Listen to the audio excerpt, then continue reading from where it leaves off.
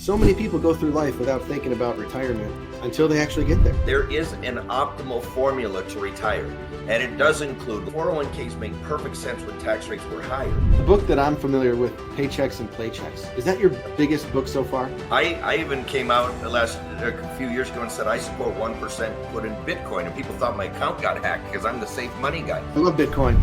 There's a study that just came out that said people who buy Bitcoin are more financially literate than people who don't. I found that pretty interesting because most of the time when people are working, they don't pay attention to the market. They're not watching the 401k. They might look at, it went up, and they get happy like your buddy golfing. When you're younger, you can get your life insurance a lot more inexpensive. Financial guru with me today, Mr. Tom Hegna. Tom, it's good to have you here.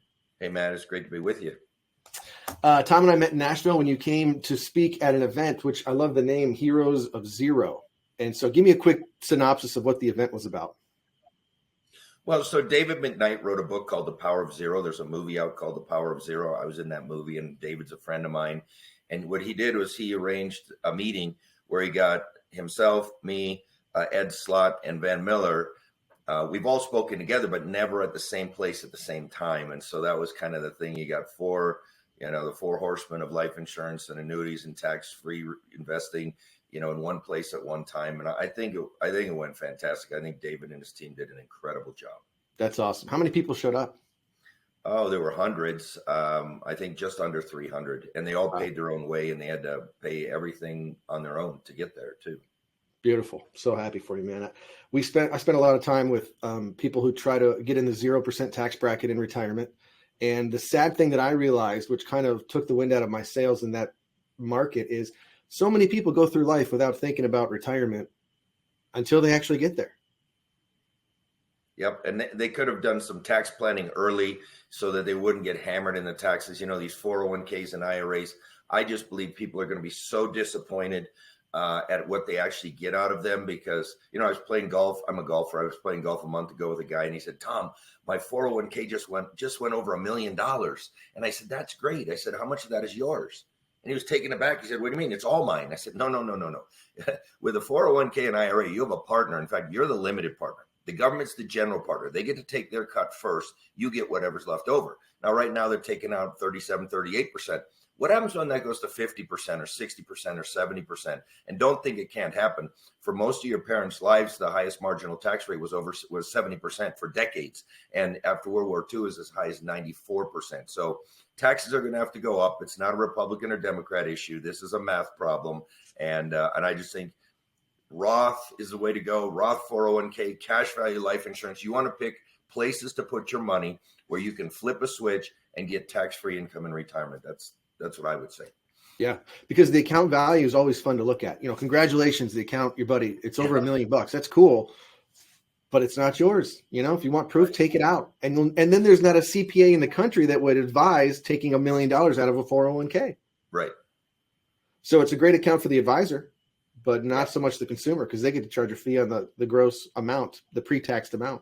Well, 401ks made perfect sense when tax rates were higher, and you took your money out, you got a deduction, it grew tax deferred, and then when you took it out, you'd be in a lower tax bracket. Well, that worked great, 20, 25, 30 years ago, but it doesn't work great now because you're taking it out, taking a deduction when taxes are the lowest you're ever going to see them for the rest of your life, so that you can defer those babies till when the taxes go back up to 70, 60, 70%. Then you're going to take it out.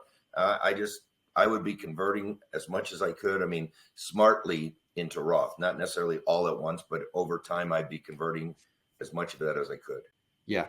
Well, so you're a financial guru, but you weren't always a financial guru. So talk to me about your journey. When we were chatting the other day, you told me you were in the military for a few years. You traveled a lot. Tell me what happened. So, I was born and raised in a small town in Minnesota. I went to college at North Dakota State University on an Army ROTC scholarship. I was commissioned in the military. I spent 6 years active duty Army. I was over in Germany for 3 years. I was at Fort Huachuca, Arizona twice. I was at Fort Ord, California in the 7th ID Light.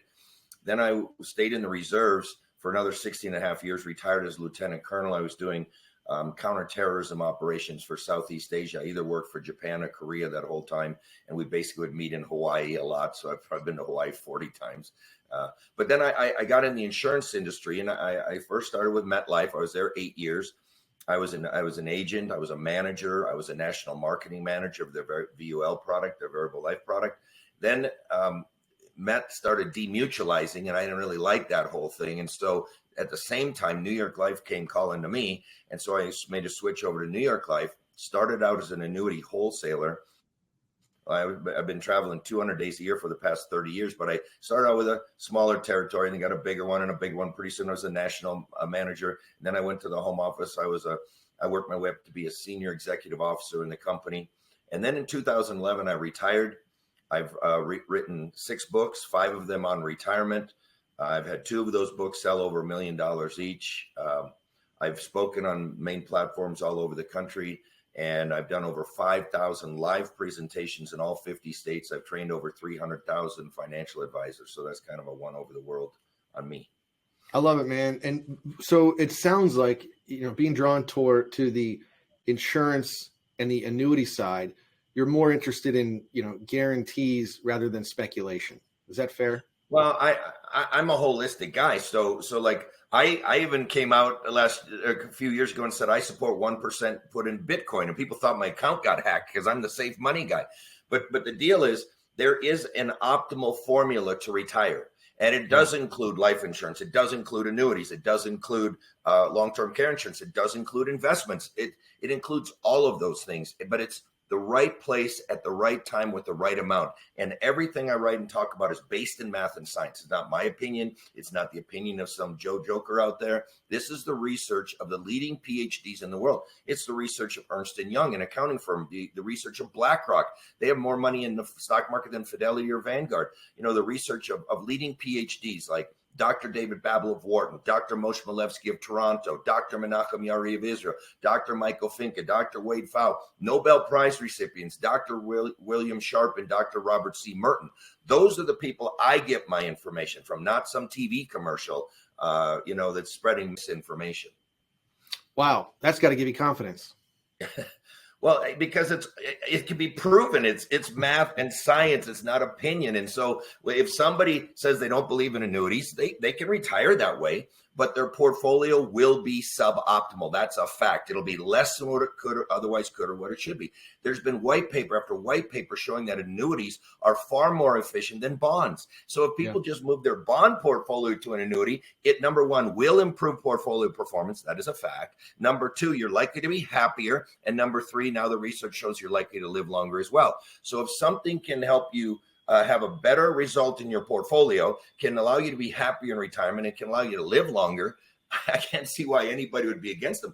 I don't sell annuities. I own 13 of them, okay? Dr. David Babel didn't sell annuities. He owned 14 of them. The people who know the most about retirement are the ones that own the most annuities, I think. What's ironic, too, is the people who push market, the opportunity to get a huge rate of return have no risk in the consumer's ability to get the rate of return. Right. And they almost have very little liability when the consumer loses money. And so, look, I'm not against stocks. I'm not against the stock market. I told you I support a 1% portfolio into Bitcoin. 1%. Good move, baby. I love Bitcoin. and they, there's a study that just came out that said people who buy Bitcoin are more financially literate than people who don't. I found that pretty interesting because most people think people who buy Bitcoin are stupid. But when you really study it, I don't think it's stupid. It's certainly worth 1% of my portfolio. And I was the biggest Bitcoin non-believer in the world because what is it? It's nothing. It's a greater fool theory. And then I watched this guy, I think it was Michael Saylor, and he said, look, we believe, and he laid out this case, a believable case to a non-believer like me that Bitcoin could hit $1 million of Bitcoin someday. And he said, all we're recommending is that our wealthy clients put 1% of their portfolio in there, because if it goes to 0, 1% won't hurt you. But if it goes to $1 million, you're going to be sure happy you did it. And I did. That resonated with me. So I put 1% of my portfolio. That's the best thing I've ever owned. I'm up 30x of what I put in. It's crazy. I got in when Bitcoin was like $2,000 a Bitcoin.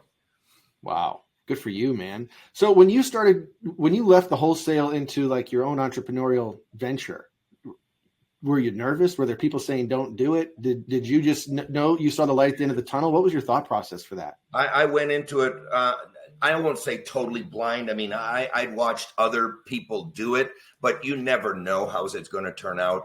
And, you you just got to go out there. And I did not even take a loan. I financed it all myself. And I spent hundreds of thousands of dollars with advertising and sponsoring things because I wanted to get my name out there. Now, I was building a brand, and now I've built a brand. Now I'm trying to unbuild it. I'm trying to retire. But I tried everything. I would say a lot of things didn't work, but I threw a lot of stuff up against the wall, and it all worked out. I even took out ads in airline magazines. I had TV commercials. It was crazy, some of the money I spent. But you know what? All in all, it all worked.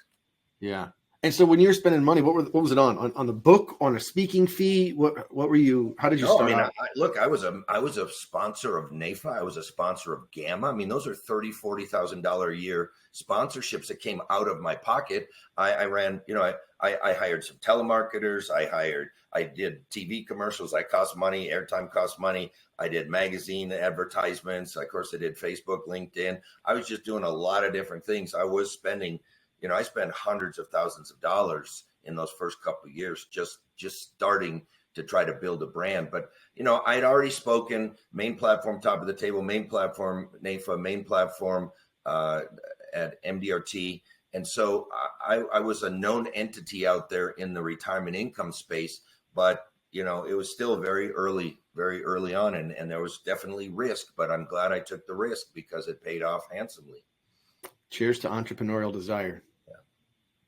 So when you're the book that I'm familiar with, Paychecks and Playchecks, is that your biggest book so far? Well, I mean, that was my first book.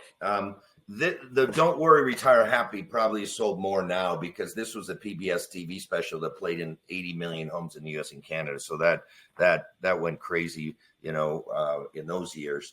But they both been very, very successful. Retirement Income Master, Secrets of the Pros, that's for advisors. So, it's got a more limited market. I've also got 2 books in Canada that, Canada's a limited market as well. And then, my latest book, Who Wants to Be a Millionaire? This is for young people. This is for Generation X, Y, Z, millennials, on how to build wealth. And I teach people how simple it is to become a millionaire in America today. Not easy, but simple. And there's a simple formula for that, just like there's a simple formula to retire. And most people don't know the simple formula. So that's all I do. Yeah. I mean, you have people out there selling $10,000 courses on how to get rich or how to do X, Y, Z. And, I saw one thing, you see this all the time. People will sell a course, or their post will be, I make $2 million, or I made $1 million last year in my coaching business. Click here to learn how. Well, they're going to make another $1 million or $2 million teaching people how they only made $1 million. Yeah. No, and then you have coaches selling coaches, and it's this massive, everybody's just paying each other, and it's going in a whirlwind, and I don't even know where the value is in that. And when you can bring in science to a speculative profession like financial planning, because most of the time when people are working, they don't pay attention to the market. They're not watching the 401k. They might look, it went up, and they get happy like your buddy golfing, but they don't know how it's going to end up. And they wait too long to actually figure out how to create that income when they actually get to retirement. And when you're younger, you can get your life insurance a lot more inexpensive, your long-term care insurance more inexpensive. And those are all things that you're going to need to have in retirement. And for all the people who say you don't need life insurance in retirement, they don't understand what they're talking about. I've been moving more of my personal wealth to cash value life insurance. My annual premium is $226,000 a year. I'm serious about moving money to life insurance. Now, people who think life insurance is an expense, they'd say, well, that's stupid. Why would you do that? But see, I know it's not an expense. It's an asset on my balance sheet. And every single penny I put in that policy, plus a lot more, is in there. And it just keeps growing, and it's all growing. And I can take that money out tax-free. And I always tell people, if you want a lot of money tax-free in retirement, you got to put some money in there. You're not going to get there with $1,000 a year, and then you want, I want $30,000 a year tax-free. No, it doesn't work that way. Okay. Unless you start when you're a baby. You got to put some money in if you want to take a lot of money out. And I want to take a lot of tax-free money out. And so I put money in. And then another reason some people don't enjoy their retirement is because they think they got to leave some money to their kids. Oh, we got to leave some money to Johnny and Susie. So they deny themselves retirement to leave money to their kids. I tell people all the time, don't leave any money to your kids. You're not supposed to. You're supposed to spend all your money. Leave them life insurance, because you can do that for pennies on the dollar. And I use me as an example. We got 4 kids. And so one day we're sitting around saying, how much should we leave the kids?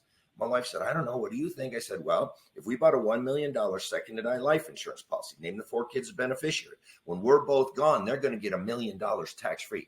That's $250,000 a piece tax free plus whatever's left over. I said, let's start there. So we bought a $1 million secondary life insurance policy, named the 4 kids beneficiary. That policy is completely paid up. Do you know what that total cost, that $1 million policy was? $150,000. So think about that. For 15 cents on the dollar, we transfer $1 million tax free to our kids. But here's the best part. Who gets to spend the other $850,000? We do. So, people think they want to leave their kids some money. Just ask your insurance advisor to run a life insurance illustration for that amount. And you can do that for pennies on the dollar. And when you say you can spend the other $850, you mean the $850 that is out of the policy that's in your other assets? No, but if we were going to give our kids, let's say instead we're going to give our kids $1 million. Yep. Okay, that's $1 million of our cash we gave to the kids when we die or whatever. But that means we didn't get to spend that other $850,000. We just took $150 of that. We can buy a policy to go to the kids, and then we spend the other $850,000 instead of giving that to the kids. Yeah, I love it. I used to joke that I'm so cheap, I'm not going to leave my family any of my money. I'm going to let the insurance company pay them, not me. Yeah. And the fun part is we don't know when we expire, right? Like I could expire tomorrow. I could expire when I'm 90. So if I expire when I'm 90, they might not get as much, but you better believe we're going to have insurance that's going to subsidize that because I want to enjoy life if I live a long, healthy life. Plus, you'd have probably given them some gifts all those years, and then it would have probably wound up to be very similar. I mean, I just don't understand why people don't want to use these tools that can allow them to have a better retirement, because in their mind, they think, oh, annuities are bad or life insurance is bad or long-term care. Look, and I'm 70% retired, just so you know. I'm not just talking the talk. I'm walking the walk. I own 13 annuities. I got millions of cash value in my life insurance policy. I have full unlimited benefit long-term care plans. I'm not just talking this. I live this every day. I play golf 4 to 5 days a week. I play pickleball 2 days a week. My wife and I went on a Panama Canal cruise. We went on a Mediterranean cruise for our 40th anniversary. We just got back from a Caribbean cruise. We're leaving this fall for a Canary Island cruise. I'm just booking our flights for our Australian cruise next. So I'm living, what happened was I was almost a workaholic. I was the hardest worker I knew for 30 years. Okay. I didn't know anybody in the world that worked harder than me. I was the hardest worker I knew. And then I lost my best golfing buddy at 56. I lost another golfing buddy at 42 to COVID, lost my dad, lost my mom. I'm sitting in a hotel room somewhere saying, what the heck am I doing? I have enough. And you know what? Very few people are blessed with enough. They want more and more and more and more. They want to fly private and they want to do this. And I just said, look, I got enough for my wife and I to live a great retirement. I'm going to do that. And so I tripled my speaking fee. I knocked out all those events. I used to do 300-400 events a year because I do 2-3 a day. Now last year I did 25. Okay. But I do a lot of virtual. I do stuff like this all the time. But it's because none of us know how long we have. That's what you said. Yeah. And I could die tomorrow. And what good is it if I work, and then die? So I'm a work hard, play hard guy. And now I'm the hardest player that I know. I play as hard as I can. Well, good for you. I think the idea of retirement is changing because we can be a consultant online like you're doing. And kudos to tripling your speaker's fee. Well, that was probably a nervous move. Like, should I do this? But you probably had some second thoughts there. Well, not really, because again, I feel like I have enough. And so I was just trying to knock out all the little, lunch, dinner, breakfast, lunch, dinner, breakfast, lunch, dinner. I used to do 15 a week sometimes. I mean, I was exhausted at the end of the week, and yeah, I made some money, but I mean, it was exhausting. And is that what I want to do for the rest of my life? No, I'll still do the big meetings, the Hero of Zero. I'll still do NAIF. I'll still do Gamma. I'll still do MDRT, those types of meetings. But I don't want to do the 3 a day anymore in Pittsburgh when it's snowing and slushy. And pair of shoes. I ruined so many pairs of shoes in the Northeast. It was crazy. Yeah, now you're in Arizona, for people that don't know, and it doesn't really snow too much down there. Well, here in Flagstaff, it does. I mean, like I said, they're still skiing in Flagstaff until June 1st. It's crazy. That's cool. I'm sure there's probably only 1 or 2 runs open, but there are runs open. You mentioned something that I have always found funny when people talk about an objective product and saying that it's bad. So life insurance is bad or annuities are bad. It always makes me chuckle because how can it be bad, right? It can't. It's there's pros and cons. It's not good or bad, right? So for different people, it means different things. So how do you respond when people say, annuities are bad? Well, I always tell people, I tell advisors, if somebody doesn't like annuities, you cannot change their mind. A man convinced against his will is of the same opinion still. But I said you can put evidence in front of them so that they can change their own mind. So let me just read you a few of these. Okay, these are some of this is some of the research I do. Dr. Michael Finke, Dr. Wade Pfau, two of the smartest PhDs in the world. If the reason you save for retirement was to provide a secure lifestyle, there's no more efficient way to create lifetime income than through an annuity. Purchasing an income annuity with a portion of retirement savings could provide a higher potential for success, greater legacy wealth over long term, and increased risk capacity. Income annuities are less expensive and safer for risk-averse retirees whose primary goal is income security in retirement. BlackRock sells no annuities. They have $9 trillion in the stock market.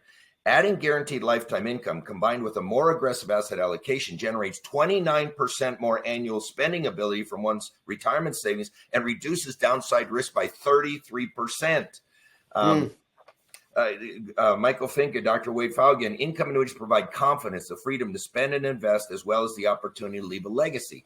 The Center for Research for Retirement Research at Boston College. Lifetime income products are a cornerstone of retirement planning. U.S. News and World Report, you buy an annuity because it does the one thing that no other investment can do, provide guaranteed lifetime income for the rest of your life, no matter how long you live. Dr. Roger Ibsen wrote a whole white paper. You can look it up. He compared fixed index annuities to bonds.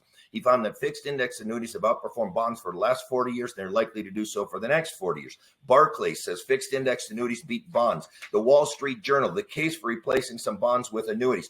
Ernst & Young, they sell no annuities. They're an accounting firm. They tried to find the perfect retirement portfolio. You know what it looked like?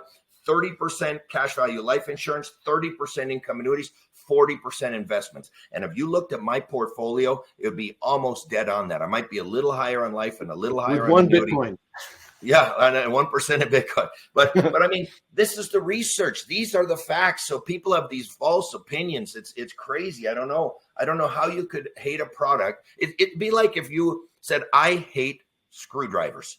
I have a hammer and a wrench. Those are the things I like. I will never use a screwdriver. Well, try to unscrew something with a hammer or wrench. It doesn't work. These are just tools in the toolbox that when used properly will enhance your retirement, not take away from it. That'll make your retirement better. And so, I can't change everybody's mind. I don't try to, but they can read the research for themselves. Agreed. Lead them to water. Can't make them drink. Yep. At some point, you hope that they wake up because it's their money, but if not, then it's still their money. And not if they want to be suboptimal in retirement, everybody, it's a free country. You can do whatever you want. You can smoke 2 packs of cigarettes a day if you want to. You're not going to live that long, but you can do it. We have a free country. So if they want to live suboptimally, what do you say when people say, life insurance and annuities have commissions and it's all about the commissions for the advisor? Well, but the other products have fees, and those fees are higher than the commissions. And besides, the commissions are paid by the insurance company. See, I never understood this fee versus commission argument. The commission is not taken out of the client's account. Now, certainly product is priced to pay a commission, but the insurance company pays the commission. You put $100,000 in annuity, $100,000 goes in. You put $100,000 in life insurance, $100,000 goes in. They're not taking money out of your account for a fee. It's a commission that's paid by the insurance company to the agent. If you don't do that, you go to a broker, you put your money in a forever fee account, and they're going to charge you 1.5, whatever their fee is, every single year. Market's down 30%, you're going to pay a fee. Market's up, you're going to pay a fee. Over time, you're going to pay a lot more money in fees than you would have ever paid in a commission. A commission's a one-time small paid by the insurance company versus forever fees that you pay. I'm not saying one's better than the other. I'm just saying I don't know why people pick on commissions. That doesn't come out of the client's account. It comes out of the insurance company's account. So I don't get it. I don't understand it. It makes no sense to me. But that's the way our world is. I love it, man. When you on social media, especially, you get people to comment on it's all about the commissions. You get that all the time, and they've obviously never done the math on the fees, fee side. You're going to pay way more in fees than you ever would in a commission product. Yeah. Yeah. When you structure life insurance, do you see, you get some zealots out there that say it's got to be as much PUA or cash value as possible. And then you have estate planning attorneys and advisors that say it's not always about the cash value. Then you have second to die policies that don't even really mention cash value. What are your thoughts on the zealots out there that say one is the only way to go? Well, they're all right for a specific set. So I'll use me as an example. I have a policy, the one that I said we bought $1 million second die, named the 4 kids beneficiary. I don't care what the cash value is. That's not a cash value policy for me. That's a death benefit. That's $1 million. It's like a term to age 121. That's what that is. But I paid it all up. It's done. I'm not going to get an increase in premium. I don't have to pay any more. It's just a death benefit. That's all I bought that for. When I'm putting that $226,000 a year into my policy, that's for cash value. And I'm using paid up additions rider. I'm loading in as much cash as I can because I don't want to take out loans in retirement. I want to flip the switch and just make withdrawals. And I loaded it with so much cash, I can make withdrawals. I don't have to take any loans. See, the problem with taking loans in retirement, if you don't have a net zero loan, that loan can eat up the policy. And so I don't want to be in a position where I'm taking loans out of a life insurance. I just want to take withdrawals out of my life insurance policy. And if you load it up with that paid up additions rider and put more cash in there, you're always allowed to withdraw your dividends. You don't have to borrow them out. You can withdraw them. And I've got a bunch of that in the policy now. I love it, man. And I'm going to look this up, the Ernst & Young, because I refer to it as a three-legged stool, 30% in each of those asset classes. And I have a feeling people listening to this are going to rewind and listen to this again. Not that you talk too fast, but you ramble off some pretty good stuff, and it's worth listening to twice. Yeah, I mean, they can always read the book, and the books have the same type of information in them. I love it. So, all right. So in the description of the podcast, I'm going to put some links to your stuff. What do you think? So the young people will get the How to Be a Millionaire. Yeah. Who Wants to Be a Millionaire? And all of my books are available on Amazon. There's Paychecks and Playchecks. Don't Worry, Retire Happy. They're available at tomhegna.com. The Millionaire book, if you buy it on tomhegna.com, we have a free shipping offer right now. So that's a good place to get that. But they're available on Amazon or at my store at tomhegna.com. I love it. Tom, thank you so much for hanging out with me, even though it was brief. I know you are slowing down, but don't ever retire 100%. One, I think you'd be bored, but two, the industry needs the voice of science and reason and not speculation. So thank you. Yeah. Thanks, man. All right, Tommy, thanks for being here, man. We'll talk to you soon. All right.